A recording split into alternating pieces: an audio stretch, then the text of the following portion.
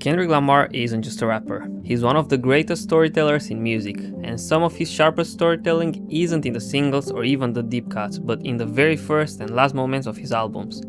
The intros and outros are where he sets the stage and where he brings down the curtain. These are the bookends that frame his entire vision. Think about it, from the explosive funk of Wesley's Theory, to the haunting revelations of Mortal Man, to the shocking twist of Duckworth. These tracks aren't just songs, they are statements. There are blueprints, confessions, and sometimes even warnings. But here's the thing, not all of them hit the same. Some are absolute masterpieces that stand among the greatest openings and closings in hip-hop history. Others, they feel more like preludes, interesting but not unforgettable. And that's where the debate begins. Today I'm ranking every single one of Kendrick's intros and outros, from the bottom of the list to the very top. So I was taking a walk the other day,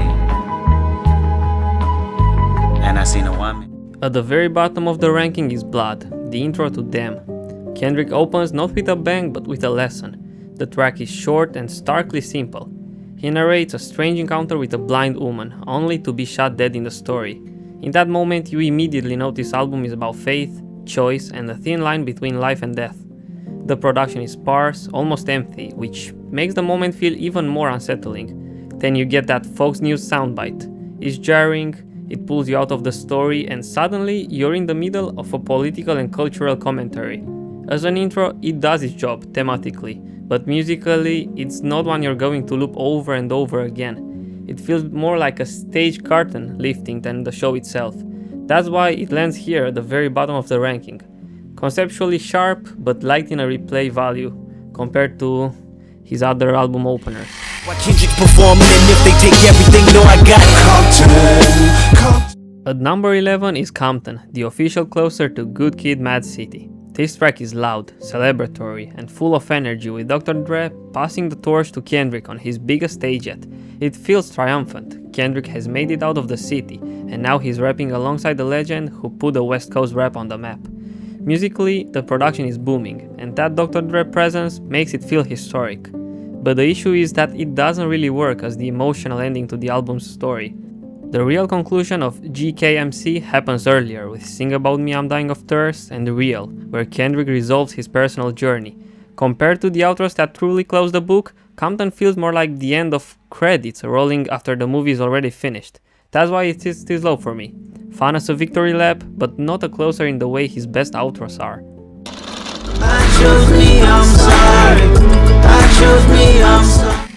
At number 10 is Mirror, the outro to Mr. Morale and the Big Steppers. Kendrick ends the album with a soft but powerful statement.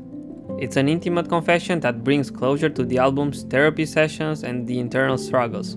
Musically, it's gentle and restrained, with subtle production that keeps the focus on the vulnerability of his voice. Thematically, it's perfect. The entire project is about Kendrick coming to terms with his humanity and his flaws, and this line captures that acceptance. But as an outro, it doesn't feel monumental or climatic. Instead, it's quiet and understanding, which means it doesn't hit as hard as some of his other endings. It works because of its honesty, but in the context of his whole discography, it's more of a personal note than a definitive closing chapter. That's why it lands here, impactful thematically, but musically one of his softer finales. Been going through something. 1,855 days. At number 9 is United in Grief, the intro to Mr. Morale and the Big Steppers. Right away, Kendrick throws the listener into chaos. The production is jittery and restless, switching up as he unloads confessions about therapy, trauma, infidelity, and the ways he's coped with his pain. It's an opener that demands attention, and thematically it captures exactly where Kendrick is in his life, vulnerable and searching for peace. The shifting beat structures add to the feeling of instability, making the song almost overwhelming at first. That's part of its brilliance, but it's also why it ranks lower. As an intro, it doesn't provide the instant clarity or unforgettable punch of his very best opening tracks. It feels like an outpouring of thoughts rather than a precise central idea. Powerful, yes, but not the kind of intro that defines an album instantly. In my GNX with Anita Baker and the tape deck, it's gonna be a sweet love. At number 8 is Whacked Out Murals, the opening track of GNX. This intro wastes no time. Kendrick comes in sharp, aggressive, and unapologetic, backed by gritty West Coast production that demands your attention. It works as a statement of presence, reminding listeners that he's still at the top of his craft and unafraid to start an album with pure energy. His delivery is fiery, and the beat hits hard, making the song feel immediate. What it doesn't do, however, is map out a larger thesis or a deep conceptual framework, compared to his greatest intros, which often define the entire arc of the album from the start. Whacked Out Murals is more about attitude and confidence. That's why it lands in the middle of the pack. It's a strong, commanding opener, but not one of his all-time greats. When Granny died, you looked at me and said, baby, dry your eyes. Depend on me as your... At number 7 is Gloria, the outro to GNX. Featuring SZA, it's a melodic and spiritual way to close the album, giving the project a warmth that balances out its rougher edges. The song glows with a sense of lightness and release, leaving the listener in a reflective, almost introspective space. Kendrick doesn't go for shock value or a dramatic big moment here. Instead, he closes with texture, feeling, and atmosphere. It's simple, but that simplicity is what makes it work. It's an outro that leaves you with emotion. While it doesn't reach the huge heights of his very best endings, it's a gentle finish that stays with you long after the music ends. That's why it belongs here, a closer that values emotion over pure impact.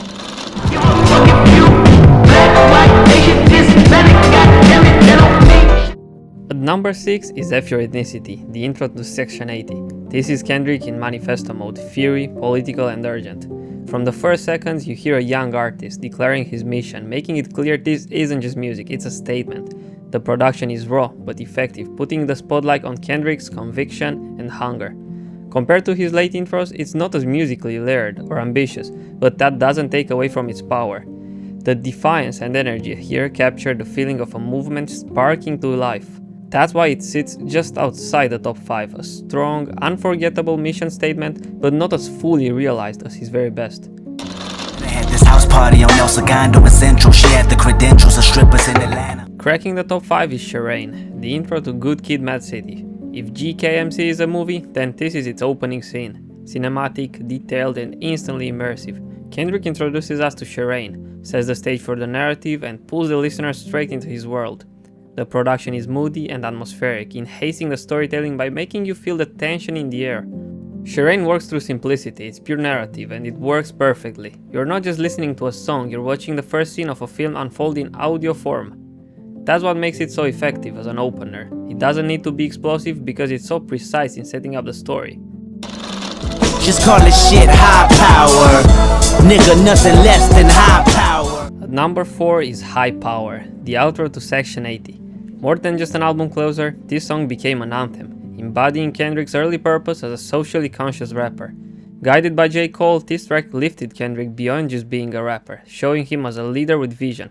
The lyrics are some of his sharpest, full of urgency and foresight. Musically, it's not as bold as his later work, but the message is so strong it outshines any rough edges. It doesn't just close Section 80, it rises above it, serving as a statement of Kendrick's mission at the time. This is the moment he moved from a rising talent to a true voice of his generation. That's why it ranks so high. It's one of his most powerful and important endings. Shit hit the fan, is you still a fan? Do you believe in me? Are you deceiving me? Could I let you down easy? Taking the number 3 spot is Mortal Man, the closer to Pimp a Butterfly. This is one of Kendrick's most ambitious endings, extended, reflective, and heavy with meaning. Across his length, Kendrick questions loyalty, legacy, and his own role as a leader and artist.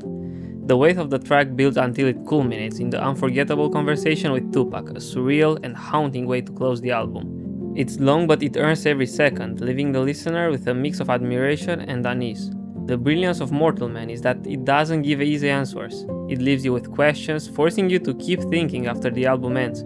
As an outro, it doesn't just close the record, it transforms it into a lasting experience. That's why it's one of the greatest bookends ever. For Project Housing, that's on the daily. Seen his first meal, 20 years old, had a couple of babies, had a couple of... At number 2 is Duckworth, the outro to Them. This is storytelling perfection. Kendrick unravels the true story of how his father's life was spared years earlier by Anthony Top Dog Tiffit, the man who would go on to lead his label. Across 3 beats, the tension rises as the narrative unfolds, pulling you deeper until the twist reshapes the entire album. It's cinematic, personal, and profound all at once. Musically, the production is immaculate, and the structure keeps you hanging on every word.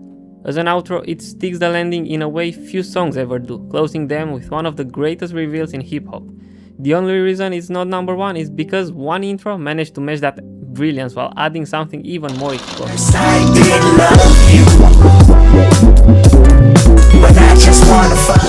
At the very top of the list is Wesley's Theory, the opening track to Pimp a Butterfly. From the first notes of George Clinton's funk and Thundercat's bass, you know you're in for something completely different. This isn't just an intro, it's an explosion, announcing an album that would redefine what rap could be. Thematically, it says the entire project. Fame, exploitation, and the trap of success, all delivered with groove and style. Musically, it's bold, layered, and instantly iconic, fusing concept and energy into one unforgettable package.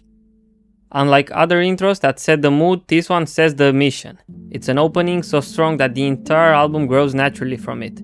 If Duckworth is the best outro of Kendrick's catalog, then Wesley's Theory is his ultimate beginning. This isn't just his greatest intro, it's one of the greatest opening tracks in hip-hop history. And that's the list, every Kendrick Lamar intro and outro ranked. What stands out to me is how consistent the vision has been across his whole career. From the raw hunger of Section 80, to the cinematic storytelling of Good Kid Mad City, to the ambition, funk and poetry of To Pimp a Butterfly, all the way to the therapy sessions of Mr. Morale and the fire of Gen X. No matter where you place them, these bookends prove that Kendrick has always thought about albums as full journeys, not just collections of songs. Now, of course, these are my takes, and I know some of you are going to disagree. Maybe you think Mirror deserves more love, maybe you'd put Mortal Man at number 1, or maybe you'd swap Duckworth with Wesley's Theory. So tell me in the comments what's your ultimate Kendrick intro-outro pairing, which one hits you the hardest, and if you enjoyed the deep dive, make sure to hit the like, subscribe and tap the bell so you don't miss the next Every Bar Counts breakdown, because when it comes to hip-hop, every bar really does count. Peace.